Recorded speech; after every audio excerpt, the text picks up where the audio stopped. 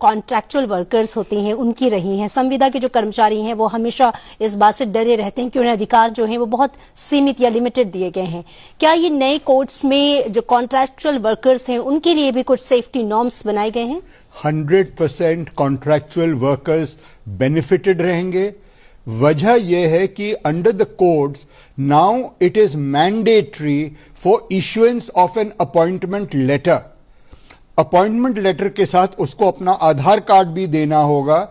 Everything will be documented, everything will be available online and in such a scenario सबसे पहले contract workers को benefit मिलेगा in terms of protection of their jobs. So that is number 1। Number 2, contract labour को सारे कानून, I repeat, सारे कानून का बेनिफिट मिलेगा। There will be no discrimination on any ground, which includes males and females. They will all be treated in a similar way.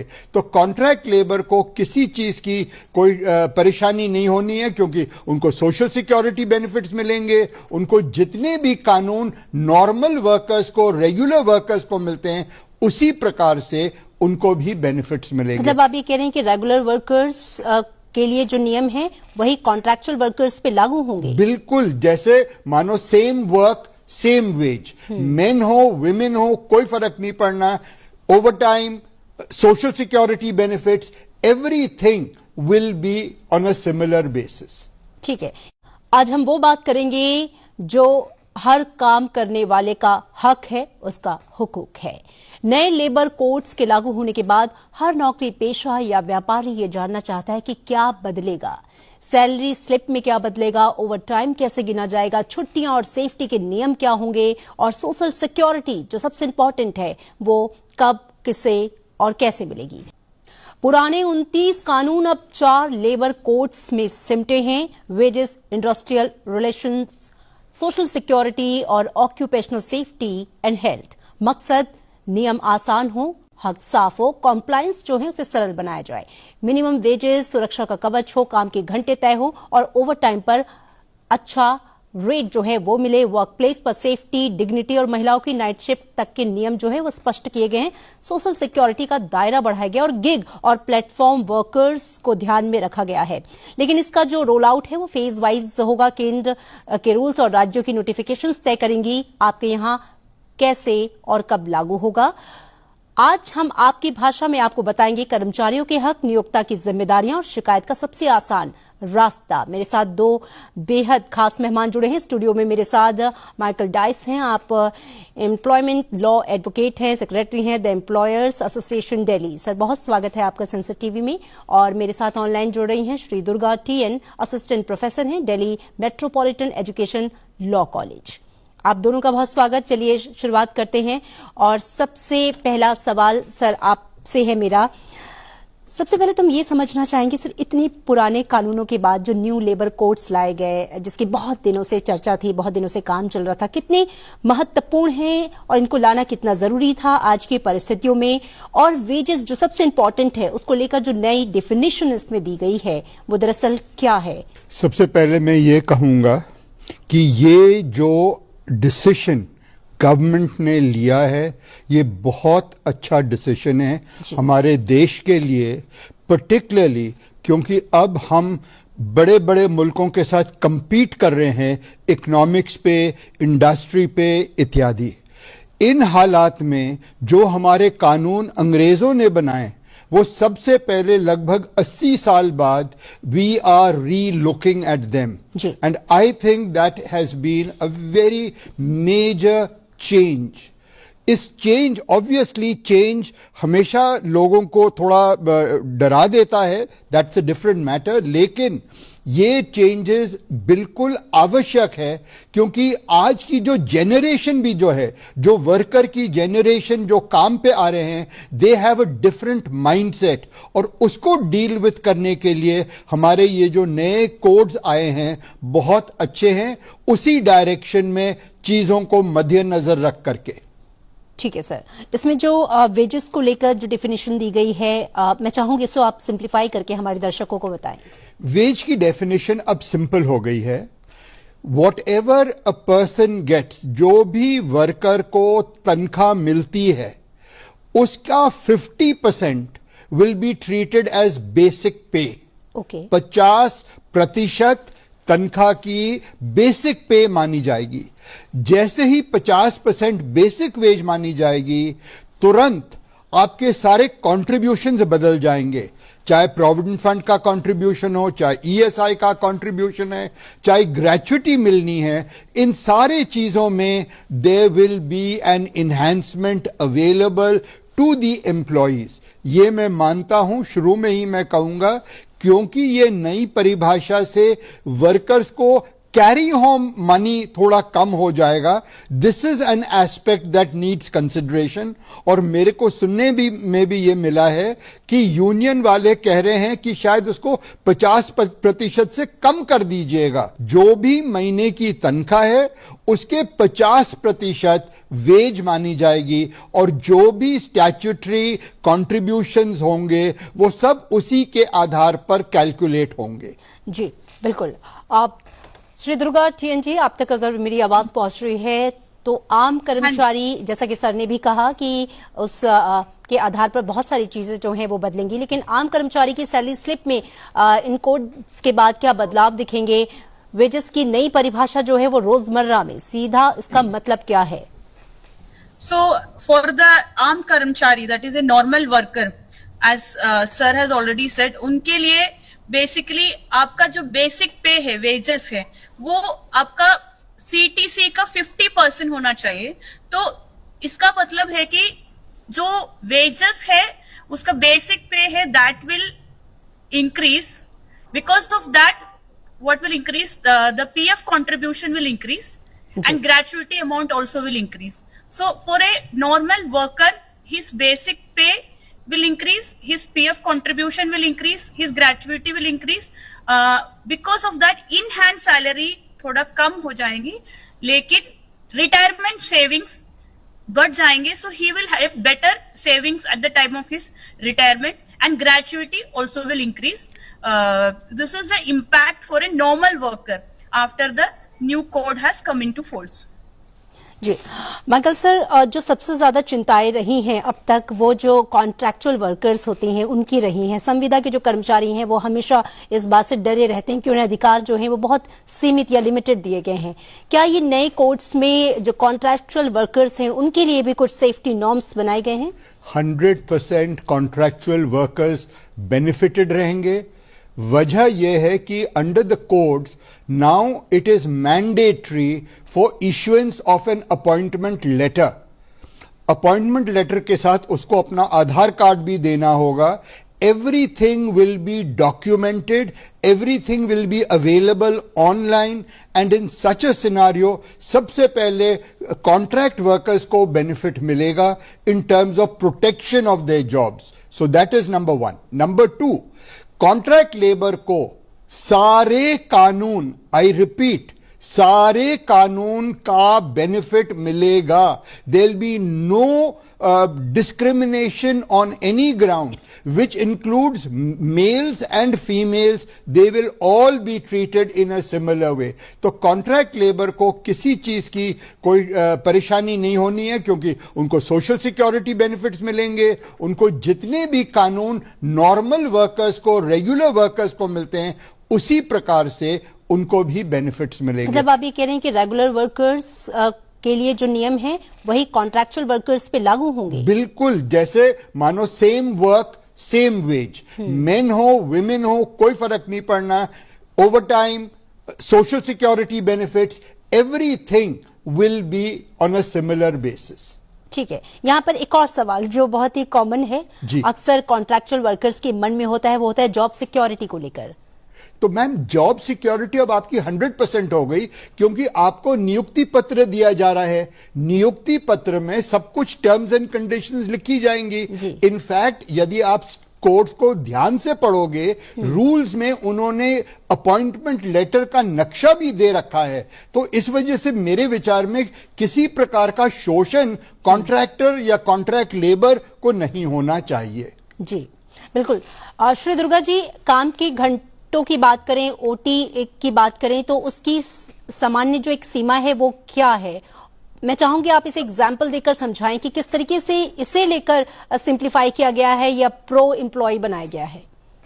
So working hours as per the new code, it has been fixed between 8 to 12 hours. So जो 6 day working employee है उनके लिए 8 hours से, लेकिन बाकी जो 4 day working उनके लिए 12 hours तक कर सकते हैं, लेकिन maximum working hours in a week should not go beyond 48 hours. और ये ओवर टाइम के लिए भी नया प्रोविजन आया हुआ है। ओवर टाइम के लिए एक एम्प्लॉय अगर ओवर टाइम काम कर रहे, उनको मिलना चाहिए double the normal wage rate of wages. That is for an example, अगर एक एम्प्लॉय का तनख्वाह पर आवर है 100 rupees, OT rate will be 200 per our.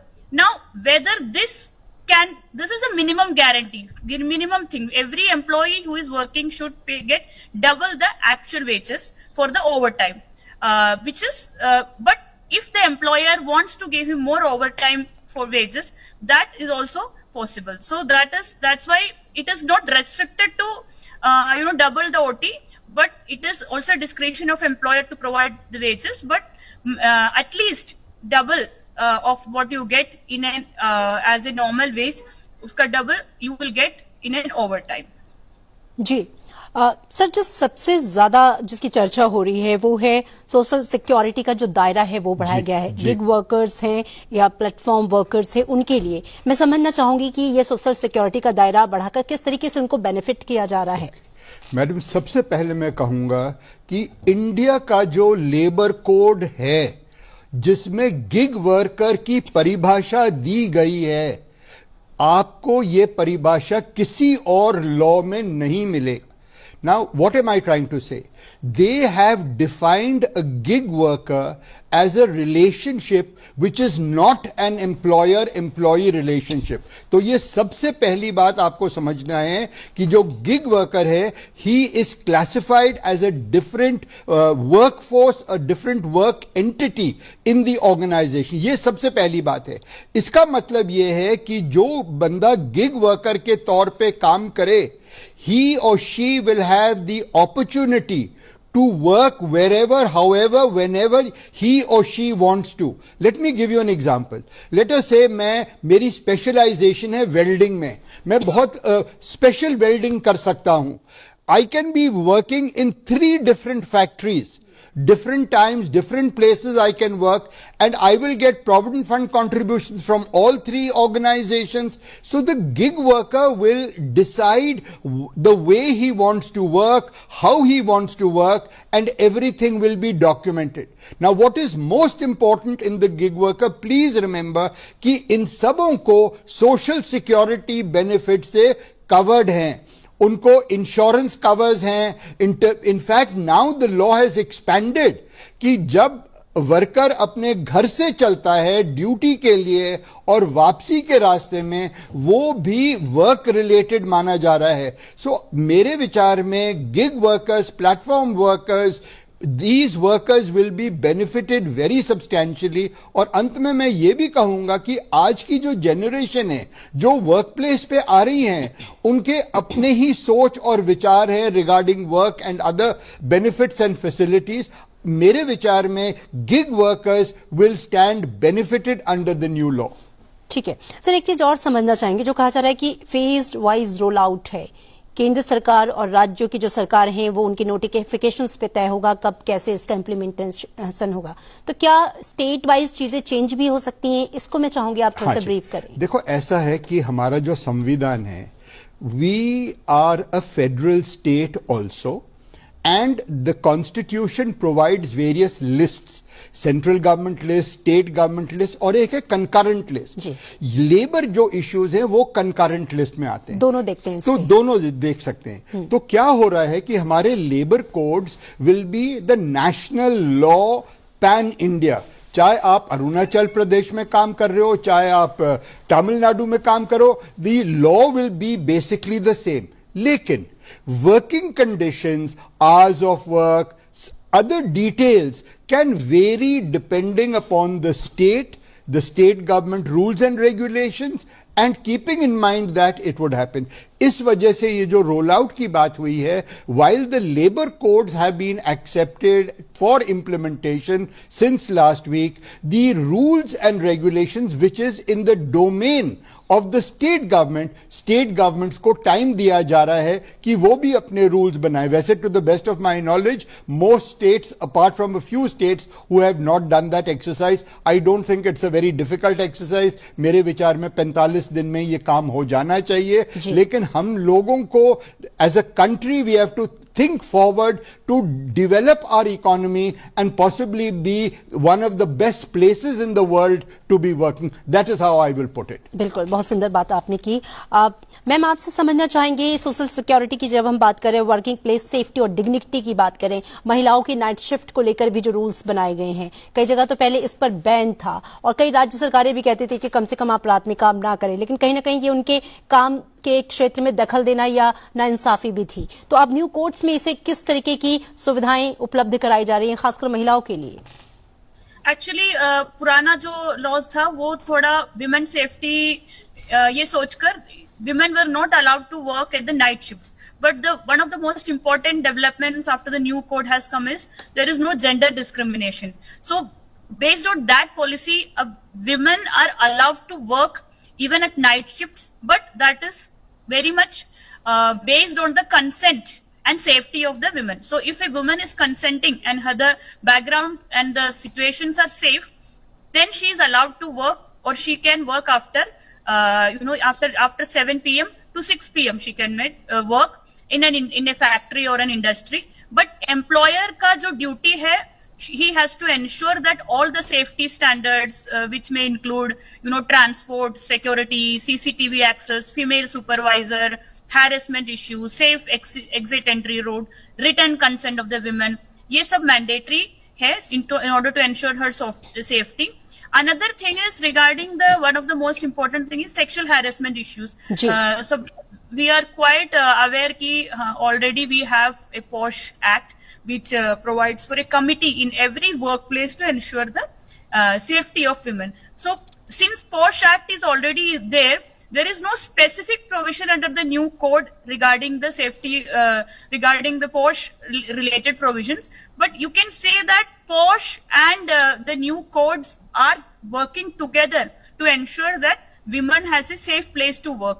So if any woman who is facing a harassment, she has the same options which were existing before, that is complaining to the internal committee or to the local committee, or further criminal remedies are also, criminal law remedies are also available. So in this way, I can say POSH or the new labor code, that is OSH, they make sure that women get an opportunity to work, मर्द के साथ opportunity to work, लेकिन उनका safety भी will be secure. Priority पे है, बिल्कुल. Sir, अब एक और महत्वपूर्ण सवाल कि जब ठीक है जो रूल्स और रेगुलेशंस हैं जो वो पेपर्स पे हैं, लेकिन कभी उनका वायलेशन होता है, उल्लंघन होता है, तो क्या इन नए कोड्स के लागू होने के बाद एक एम्प्लॉयज के पास पहले से ज्यादा राइट्स हैं कि अगर उसके साथ रूल्स रेगुलेशंस फॉलो नहीं हो रहे हैं, यहाँ वो कहीं डिच हो रहा है या उसे लग रहा है कि उसके साथ नाइंसाफी हो रही है, तो उसके लिए सीधा सरल तरीका क्या है, और क्या पहले से ज्यादा वो इसलिए आश्वस्त रहे कि उसे जल्दी न्याय मिलेगा? मैम, आपने एक बहुत इंपॉर्टेंट प्रश्न उठाया है. I am glad you have done it.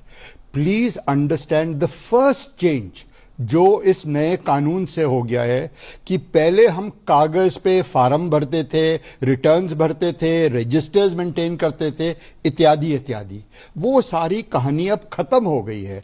अब जो भी हमारा इंटरैक्शन होगा, चाहे सरकार के साथ, चाहे वर्कर के साथ, whatever mechanism, we can now go digital in our entire operation. Okay. And that is accepted even in a court of law.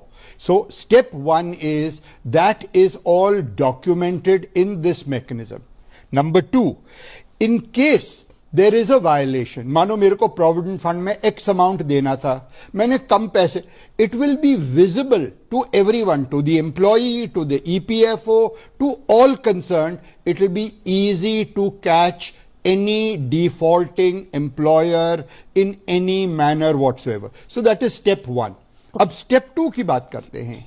इस कानून में एक बहुत अहम चेंज आ गई है और वो ये है कि हम पहले अपने जितने भी लेबर लॉज थे उन सबों में हम इंस्पेक्टर शब्द जोड़ते थे। Factory inspector, ESI inspector, provident fund inspector. अब ये कॉन्सेप्ट खत्म हो गया है। अब इनको हम बोलते हैं इंस्पेक्टर कम फैसिलिटेटर। ये फैसिलिटेटर शब्द मैम बहुत इंपॉर्टेंट है, वेरी वेरी पॉजिटिव। जो प्रश्न आपने उठाया कि वर्कर को लगता है कि मेरे को किसी कानून से, किसी बेनिफिट से वंचित कर दिया है, all he has to do is to approach the facilitator कि सर मेरा पीएफ का पैसा नहीं भेजा, कम भेजा, मतलब जो भी उसकी समस्या है will automatically be addressed. Now the inspector has a different role. He is a facilitator not only to the worker but to the employer also. Okay. यदि हम इसमें आगे चलें तो आप देखोगे कि गवर्नमेंट ने बहुत अच्छा काम किया कि इसको डीक्रिमिनलाइज किया. पहले क्या होता था कि मानो मेरी चिमनी होनी थी 100 फीट की, वो थी 70 फीट की. I will get a challan, I will have to appear before the magistrate's court, etc., which was criminal prosecution style. अब उन्होंने, मानो मेरे को ऐसा चलान मिलता है एंड मैं स्वीकार करता हूं कि हाँ मेरे से गलती हुई है, मेरे को ये करना चाहिए. I can go to the authority concerned and the person there, the commissioner there will compound that. Compounding का क्या मतलब है कि मानो मेरा जुर्माना है 1 लाख रुपए, तो आई विल हैव टू पे 50,000 upfront. And if I definitely commit the same error again in a span of 5 years, they can then prosecute me very heavily. So I think even the labor administration is going to see a sea change. और मेरे विचार में ये labour codes को यदि successful बनाने हैं तो आपको लेबर डिपार्टमेंट और लेबर ब्यूरोक्रेसी के साथ आपको काम करना पड़ेगा, मेहनत करनी पड़ेगी. ये जो फैसिलिटेटर शब्द है ये फैंसी वर्ड नहीं है, ये किसी वजह से पार्लियामेंट ने सोच समझ करके ये डाला है. And therefore our bureaucrats will have to be ready to address these issues. बिल्कुल, बहुत ही अच्छे से आपने इसको समझाया है और जिस तरह से शब्द भी यूज किए गए हैं कि कितना प्रो एम्प्लॉय इसे बनाया गया है. चूंकि वक्त हमारे पास कम है, मैं चाहूंगी मैम आपका एक closing comment in new codes को लेकर. I just wanted to conclude this discussion, if I can, by saying that some of the most important features of the new code is that there was a lot of discrimination amongst different type of workers, whether it is among women and men, or whether it is about formal or informal sector of workers. So one of the most important development that this code has got in this country is giving more rights and reducing the differentiation between the formal and informal workers, and also gender discrimination. And lastly, there were a lot of outdated provisions such as fines and some other kind of penalties, and which were archaic and belong to British colonial times. So those laws have been updated and compliances and penalties have increased. I think these two are very welcoming. Welcoming step. Yes. Thank you, ma'am. और sir आपका closing comment. मेरे closing comments यही होंगे कि मेरे को हो गए 50 साल. 1975 से मैं लेबर लॉज में काम कर रहा हूं. I have been part of the second national commission on labour. मैंने बहुत गवर्नमेंट से, ILO के साथ इंटरेक्शन किया. मैं तो बहुत खुश हूं कि ये लेबर कोड्स को अल्टीमेटली भारत सरकार ने इसको इंप्लीमेंट कर दिया है. We really kudos to the government for having launched this new codes for industry to see the growth of all stakeholders in the world of industry. Thank you.